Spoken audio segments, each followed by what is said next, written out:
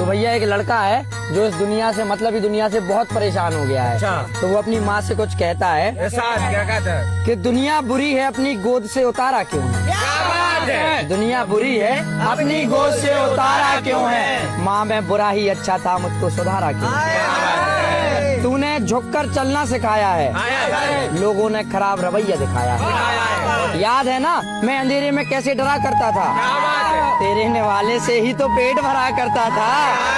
लोग जलते हैं मुझसे दुत्कार भी देते हैं, लोग जलते हैं मुझसे दुत्कार भी देते हैं। हम कभी कभी रोकर तुझे पुकार भी देते हैं।